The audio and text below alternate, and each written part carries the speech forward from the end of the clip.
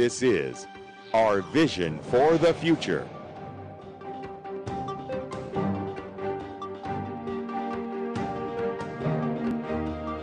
Him and Steve Colbert, scientists. He had that Jesuit on the other day. Steve Colbert. James Martin. He loves James Martin, and he's really, really good. You know, I think we're starting a show, Father Mike. This would be called Our Vision for the Future. And in fact, it's not going to be the usual program, because usually we would cover one of the 5 pastoral priorities that the diocese has set for itself. But this idea of the new Roman Missal actually is not just on us, but it's on the whole English-speaking Catholic world. So that's why we have Father Mike Listiri, who is the pastor at Our Lady of the Sierra Church in Oakhurst, and the director of the Office of Worship and Evangelization for the Diocese of Fresno, back again, as he usually is every couple of months, to share with us an update on that famous new Roman Missal. Father Mike, since the last time, in a nutshell, what would you want to say as, well, this is the... No, I don't want to begin there, Father Mike. I want to give you a moment before that. What's going on besides the new Roman Missal? Is there anything in liturgy or in your life that's important that isn't related to the new Roman Missal? Well, Jim, I wish there was. But unfortunately, or unfortunately, it has been all about the Roman Missal the last 6 months. I have done approximately 20 workshops in different parishes, deacons, for groups of clergy, groups of religious, and so on. As we are now in the fall season and everything starts up again, as you know, many other things are happening. We're going to dedicate a new church. Yeah. We have blessed a new place in Visalia. There's so many other things, and we're going to, in the midst of a Congress in Visalia. So there's so many different wonderful opportunities. We're still waiting on, what is it called, a bishop. And we're waiting for a bishop. I have a friend back east that says, you know, you're not truly a diocese until you have a bishop. And I says, yes and no. And so what are we? So we're waiting for a bishop, and with a bated breath, and we have a massive installation ready when he comes. And so that's also in the works. But needless to say, these days I've been busy with preparing these last few weeks before we do begin the new Roman Missal with the first Sunday of Advent. So it's a very exciting time. When you start anything new, there are always challenges as well as a sense of anticipation. And, you know, Advent is a time of anticipation. As we anticipate the second coming, we're now anticipating the coming of the new Roman Missal. Now, up to now, let's see what some of the things you've been doing for the diocese in this area. We've had 2 visions prior that were giving us some real catechesis over the new Roman Missal. You've done a series for the station, 10 vignettes, little spots, in which you've broken down some of the themes of the new Roman Missal, some of the elements, so we thank you for that. You've had many workshops up and down the valley, musical and liturgical. Would you want to tell us, from those workshops you're doing, some feeling for what's coming back at you? What are you picking up of a sense of response, let's say from priests, then from deacons, then from laity, then from musicians? So how are priests basically responding to this? Since 85 to 90% of the changes that are coming in the new Roman Missal affect the priest presider or bishop presider, it is a time of anxiety for a lot of priests. First of all, many of our priests were ordained into the Mass that we celebrate now. Some of our priests were ordained at the cusp of the changes back in the late 60s, early 70s. And there is a sense of reserve and some sense of, you know, our entire priesthood was celebrating this Mass, and now towards the end of our active ministry, now they're asking us to change. Some feel it might be actually going back to another time from which they had come forward. Among our younger priests, there is a sense of happy anticipation because they haven't celebrated the new Mass for a long time as others had, but they would like to see a more formal change to the celebration of the Mass. So it depends on the generation of priests. It depends also of the origin of where the priests come from. In what way? Well, the language that we are going to be now implementing in the new Roman Missal tends to be more formal. It is using words that we in American colloquial English do not use regularly. For someone who has come here from a foreign country and English has become a second or third language, they probably haven't heard some of these words. And so they're going to be looking in the new Roman Missal, what we used to call the sacramentary, and when they're preparing the opening prayer, they're going to find themselves saying words that not only have they never heard before, pronounced before, or have no idea what it means. And a lot of our own American-born priests will be doing the same thing. So there is anticipation, there's all kinds of anxieties. People are looking forward to it, and some others are kind of saying, gosh, we did so well for so long, why change? You've worked with deacons. They'll be, in some ways, implicated not as much as presiders. Have the deacons given you a sense of their response? Not really, because the lines the deacons speak during Mass are so few, and it doesn't change the lectionary, so the gospel they read will be the same. It really doesn't affect it. Now, I do want to add that September the 25th, here in the Diocese of Fresno, we are going to be hosting a deacon meeting sponsored by the United States Catholic Conference. Oh, nice. At Holy Spirit Church. Wow. There are only 4 of these throughout the country, and they're put out by the Office of Divine Worship from the United States Catholic Conference for deacons to help them understand the new Roman Missal.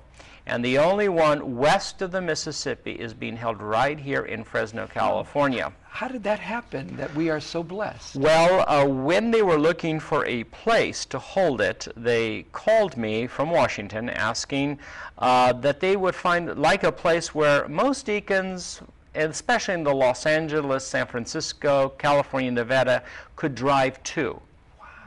And because they found in doing the priest and diocesan leader workshops last year, most people drove to those workshops. They felt Fresno is drivable in California. It's kind of in the middle. Yeah. Of course, there will be those who will fly in. But so Fresno was chosen, and it was kind of one of the first times that Fresno will be on the map for a lot of our deacons. Again, west of the Mississippi. We are the only workshop for deacons put on by the U.S. Catholic Bishop's Office.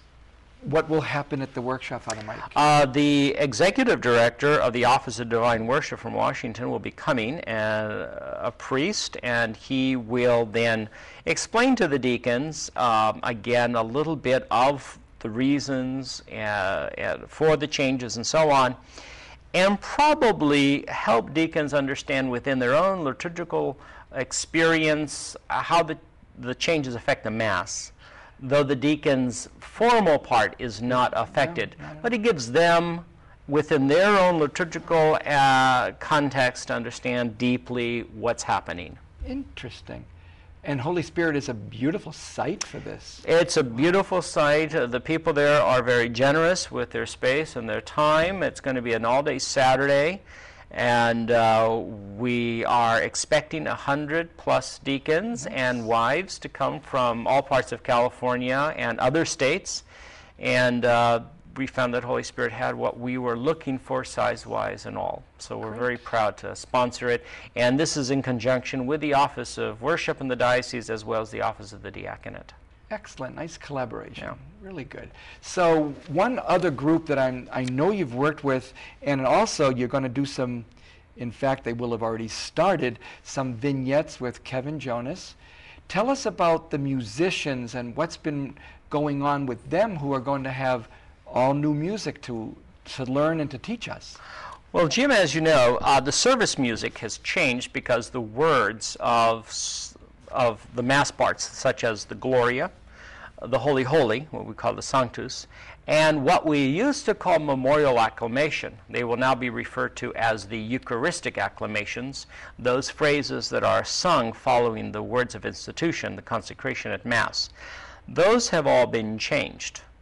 And so those will all be new words, and so new music has been written for those. There's so many different composers and variations. The bishops of the United States did receive permission from Rome to begin using the new service music now in September, and 2 months prior to the implementation of the new Roman Missal. So while the rest of the Mass will be the same, the service music will be the new music and new text. So many of our parishes will have already been hearing now the new Gloria, or the new Holy Holy, or certainly the new acclamations. The most significant change of the three is that the Eucharistic acclamation, the one we used to know as Christ has died, Christ is risen, Christ will come again, has been completely taken out. And we will never hear those words again. Now, this is a very silly question, but why? Like, how do you just edit out something that we... It was never in the Latin text, in the Latin rite. Other in question, Latin. how did it then become part of our... A part of how some of these things became a part of the English Mass was during that period of 1969 to 1973, when the translations were taking place from Latin to English, certain things were added because the Congregation for Divine Worship in those days gave permission for experiments and experimentation. One of which was to add certain things. If you will remember, a great liturgist who's now gone to God, Father Lucian Des, had a beautiful refrain which was, keep in mind, keep in mind that Jesus Christ who's died for us, it is risen from the dead. Well, that had been incorporated as a memorial acclamation, though it was never found in the Latin rite. So we stopped using that. And the Christ has died, Christ is risen, Christ will come again was also never in the original Latin rite. So that will be completely gone. So we will not be hearing that again. So instead of 4, there will now be 3, of which, of course, the choir can choose at a Sunday Mass. And we'll be hearing those as well. What is the sense with Kevin and with other musicians of the quality of the new music that they're practicing and learning? How are they going with this? I think they're doing well. Some are very excited that they are being challenged to learn something new. As with all things, when you do some things over and over and over again, you get tired or it becomes routine. For instance, what has become the official Mass in the United States is the Mass of Creation. And so while the Mass of Creation has been tweaked with the new text, we're asking everyone to simply find a new Mass altogether. Because what's going to happen on the first Sunday of Advent, or even now, is you're going to have people singing the Mass of Creation, old text one half of the church, and the new text, because people say, oh, we know that. We don't need to look it up in our books. Yeah. So best to stop the confusion and all of us learn something new.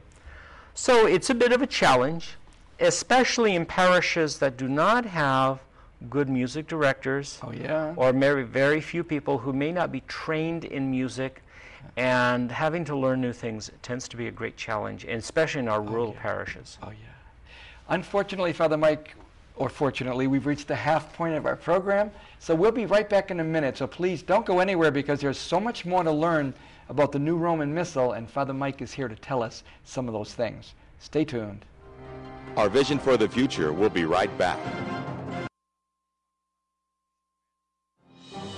KNXT would like to thank Ventura TV Video Appliance Center for their support of our vision for the future. Ventura TV Video Appliance Center, the local choice for brand name appliances and electronics since 1951. Hello again, and welcome to the second half of our program, which is an update with Father Mike Listiri, who is our Director of Evangelization and Worship here in the Diocese of Fresno, talking about the new Roman Missal and the latest chance to share with us at length. Of course, you'll be watching on Channel 49 many times during the day. He'll be sharing with us insights in very short moments, little minute spots, And Kevin Jonas is also on sharing some new music that you'll be hearing. As you know, we are already able, at this time between September and December, to be practicing and getting used to the new chants, the new music, and come the new year, obviously, they will be the only texts available for our use in our Catholic churches.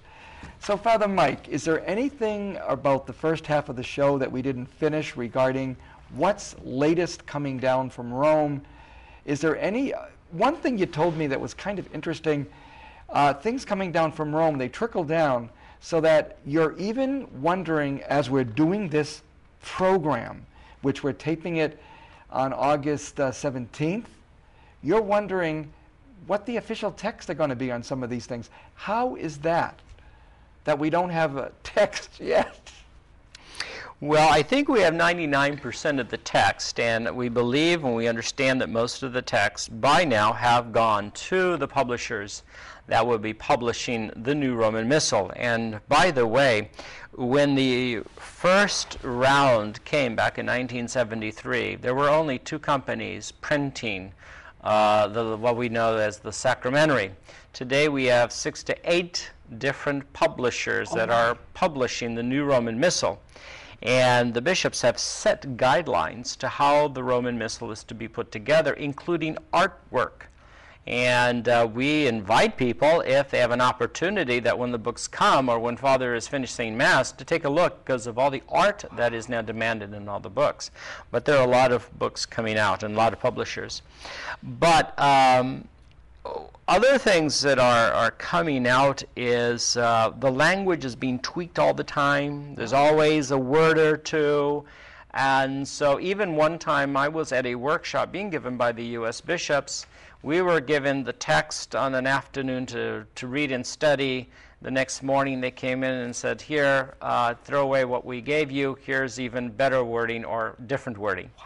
So, but I think by this time we hope that most of that has changed. But there have been thousands of changes that have gone into the text. Small little, what we might consider insignificant, but some believe can actually change the theological meaning. And that's sometimes important. Oh, I think so, especially, to be honest, lex orandi, lex credendi. So if we are going to understand that the law of prayer, the way you pray, is what you believe. It's how you express your credo is through how you orare, how you pray. Yeah. And it's going to be very significant, I think, finding out the type of prayer we will be offering in new words, because we've become, I think, very accustomed to certain translations. Interesting. Bible translations do this over and over. When you suddenly find out that the new Bible for the United States that came out winds up translating the Magnificat differently, and someone was telling me just yesterday, amazing the difference between the way we normally would pray the Magnificat in Luke, and then find out, oh my, because the Bible's been translated now differently, the whole prayer that we're so accustomed to is no longer familiar. It's coming foreign. And imagine at Sunday liturgy, prayers coming to us seemingly foreign. Foreign. And yet a part of the reason for the changes was because to clarify a little of what we really do believe, that the translations from 69 to 73 in some ways did not fully explain or give insight in how we theologically already believed. And so that was the reason for some of the changes. And also the sense that the language was too common, and so it left out that whole sense of the transcendence, as we obviously hear so often, and that words to God and prayer should have a different language, but a language that really clarifies what we believe, what we do. One thing that is on your agenda to share with us are things that might not be in the New Roman Missal anymore, but will be available to us supplementary. Sure. As supplements. That would be the Mass of the Blessed Virgin and Masses for Children. Tell us maybe what why that happened and the significance of being separate but equal. Certainly. Well, when the whole discussion of whether or not we will continue with the Eucharistic prayer for children, the sacramentary today has 3 different masses that can be used when celebrating with children. Commonly, they are used when the local priest may want to say Mass for either the children religious education, Catholic school, First Communion, that kind of event. The Congregation for Divine Worship felt that they were not very appropriate to have it in the Missal, in the new. And again, the translation, there were no translations for some of those. So they took them out. Well, many of our bishops felt that they were an important part of our liturgical life, especially in the life of a parish, where you have these sacramental events or events with children. So the Holy See has now given permission that they may be used, but they will not be in the Roman Missal. They'll be in a separate supplement. Now, we have been using a supplement already for the 4 Eucharistic prayers that were not in the sacramentary, the Masses for special occasions. Right.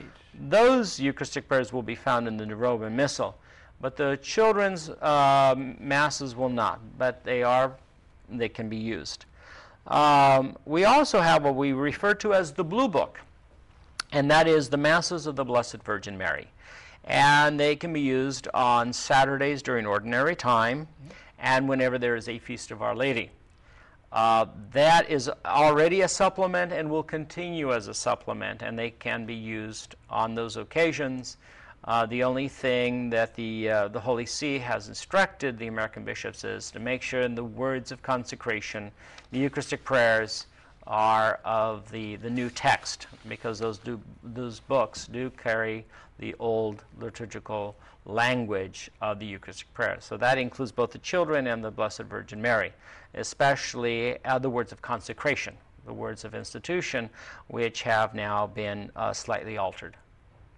Silly question, but how come the Masses of the Blessed Virgin might not have been in the Missal but were in that Blue Book?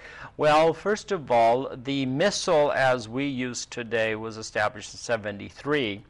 And these Masses came about in the early 90s. Okay. Yes. So therefore they came in later.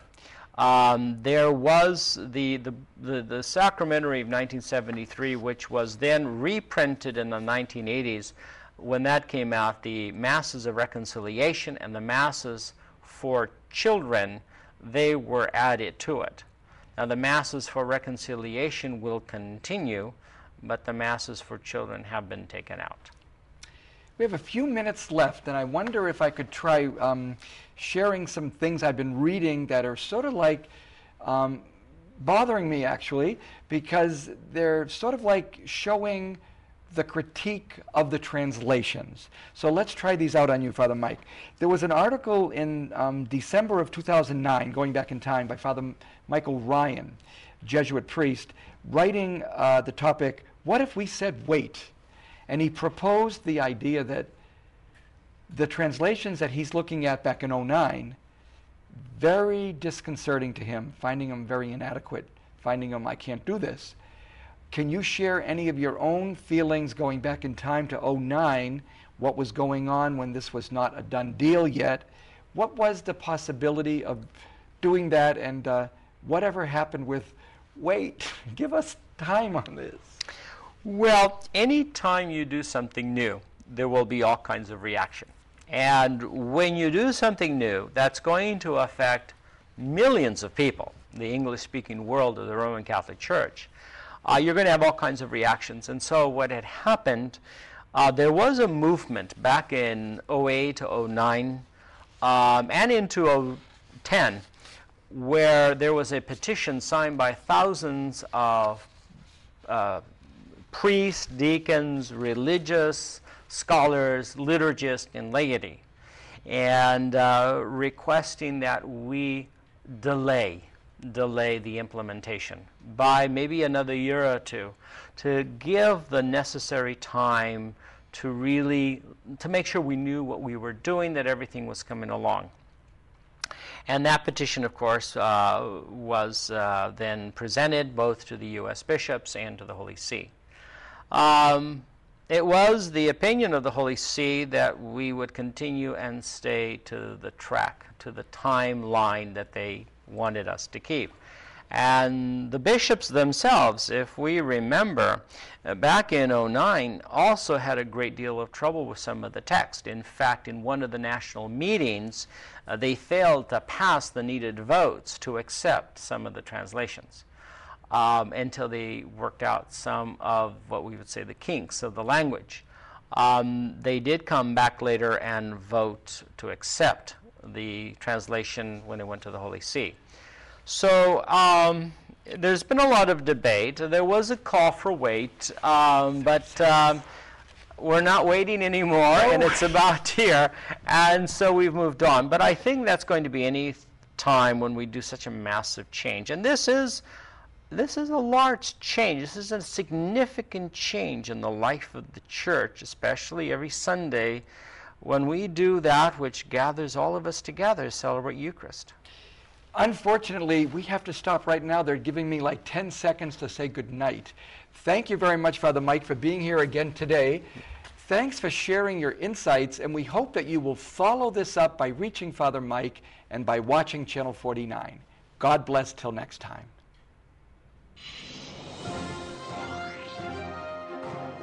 Enriching our present and future teachers, echoing God's Word to the world, preparing for new pastoral needs, forming our future leaders, following our call from God. Thank you for joining us for our Vision for the Future.